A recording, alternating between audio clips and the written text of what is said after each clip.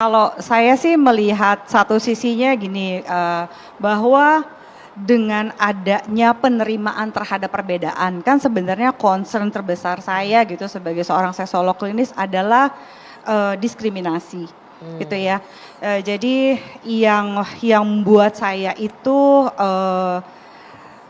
diskriminasi itu kayak gini, seolah-olah pertanyaannya gini, kalau saya yang menurut saya ya gini, apakah ada orang yang lahir ingin berbeda gitu ya, kadang-kadang ada yang memang merasakannya dari kecil, ini terlepas dari mereka-mereka yang memang ada proses-proses lain ya, selain memang dia sudah dari kecil merasakan bahwa saya memiliki keinginan seperti ini, ketertarikan gitu ya, orientasi tersebut gitu. Tapi lebih dalam daripada itu, bahwa apakah seorang manusia tidak berhak untuk diperlakukan sebagai manusia hanya karena dia punya orientasi seksual yang berbeda.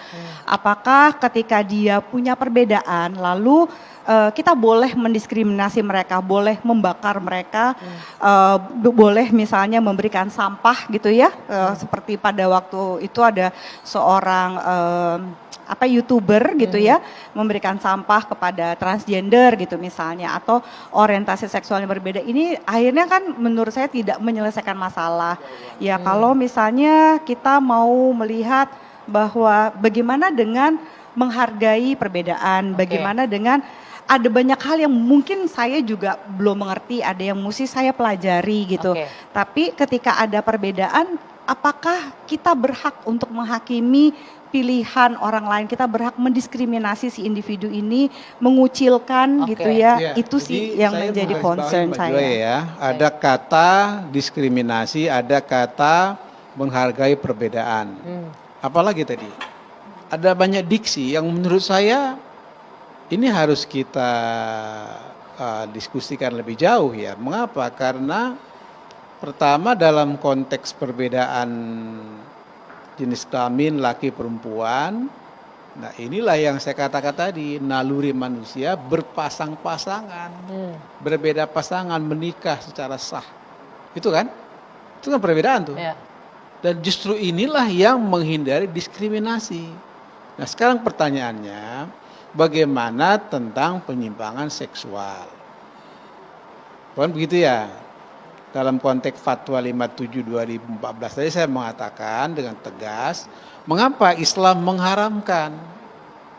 Karena di situ ada pesan yang sangat suci. Apa pesan sangat suci?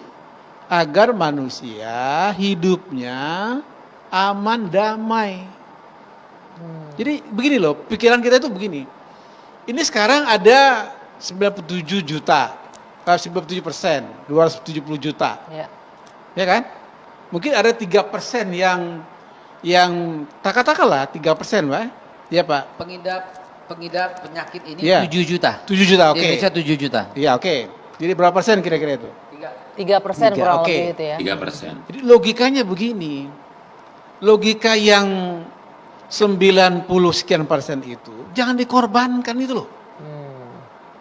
Tapi 3% ini harus kita terapi sama-sama. Punya hak kemanusiaan, punya harkat martabat, punya segala macam yang harus kita angkat. Ayo mari kita angkat.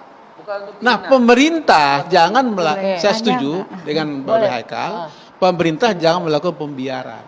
Dan kita dari MUI juga tidak akan melakukan pembiaran. Saya terus terang ya, pernah diteliti oleh seorang mahasiswa, datang kepada saya betul-betul prihatin. Nah saya mengatakan kepada mahasiswa begini, ayo kita didik mereka. Bagaimana kira-kira? Bisa? Bisa.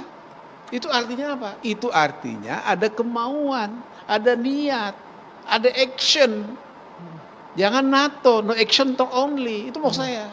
Nah karena itulah bahwa apa yang disebut dengan penyakit sosial atau penyakit penyimpangan seksual ini bisa kita pulihkan sesungguhnya, diobati ya, ya dari berbagai aspek, berbagai ahli. Saya yakin sekali bisa. Bisa ya, Gitu. Pak Amir Syah. Oke, silakan Mbak Zoya tadi Saya ingin menyampaikan. mungkin mau bertanya ya Pak. Jadi tadi saya agak bingung dengan konteks apa kan tadi ada statistiknya bahwa 3% gitu ya yang Bapak klasifikasikan sebagai pengidap mengorbankan yang 97% gitu.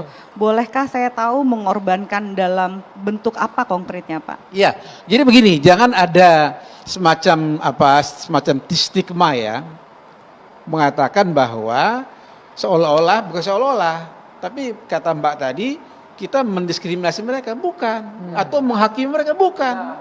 Bukan, justru kita ingin mengatakan begini, bahwa ini harus kita selesaikan bersama-sama.